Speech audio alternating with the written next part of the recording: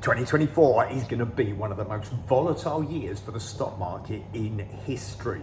I'll explain to you why. I'm going to tell you my investment plan. I'm the CEO of deVere Group, the largest international investment advisory group in the world. If you'd have followed my advice on my portfolio last year, you'd have made over 30% in returns. That's a nice return, and of course you can't make that money every year. And this year, if you're not in the right sectors, if you're not investing wisely, you could lose money. Let me explain what's happened towards the end of last year and what I believe and my predictions and how I'm investing in 2024. First of all, at the end of last year, you saw the stock market rise dramatically towards the end of the year. In fact, from November to the end of December was the biggest rise of the year.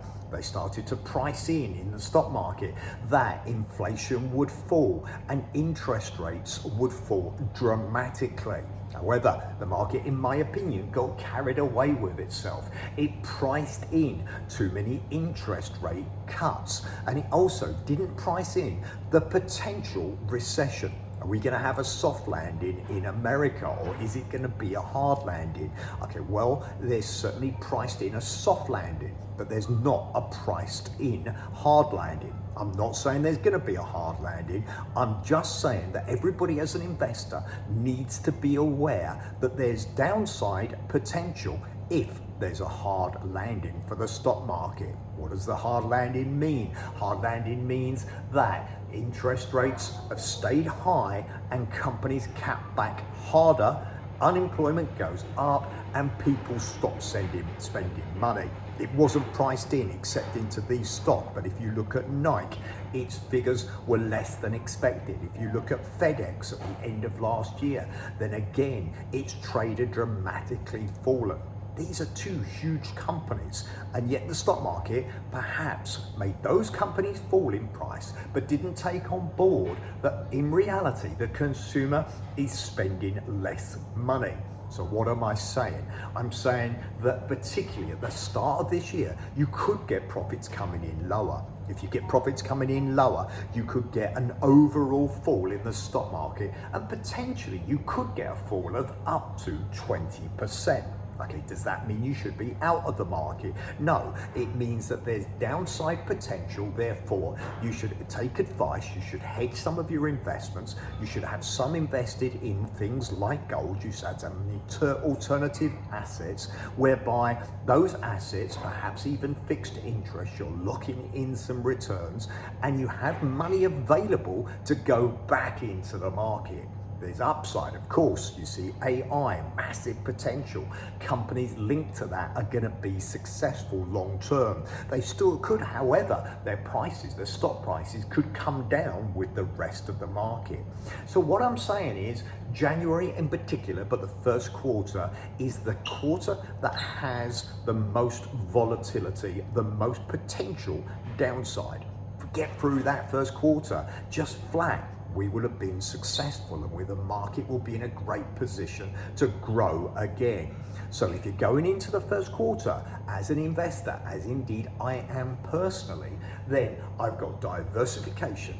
I've got some fixed returns in my portfolio, and I've got cash available, which is in a fixed account, which I can use to grab opportunities should the Magnificent Seven, the stock that did so well last year, linked to AI, should they fall, I'll want to pick up those investments because they're great long-term investments. In fact, my portfolio overall is that I will put 80% of my money into diversified portfolios. I'm looking for good, steady returns with 80% of my money.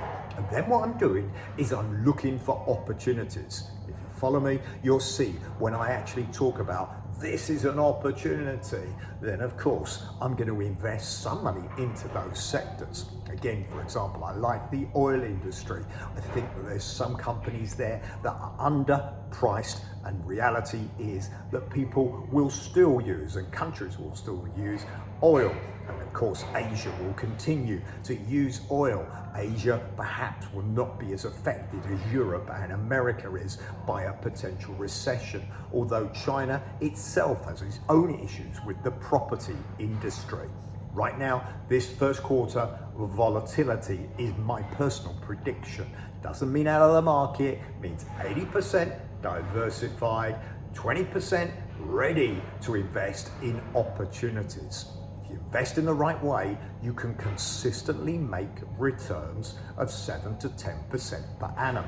That means you can be doubling your money every 7 to 10 years. If you put your money in a bank account, then interest rates may be slightly higher at the moment, but ultimately they're gonna fall because interest rates will come down at some stage, and you're actually gonna lose out in spending terms because of inflation.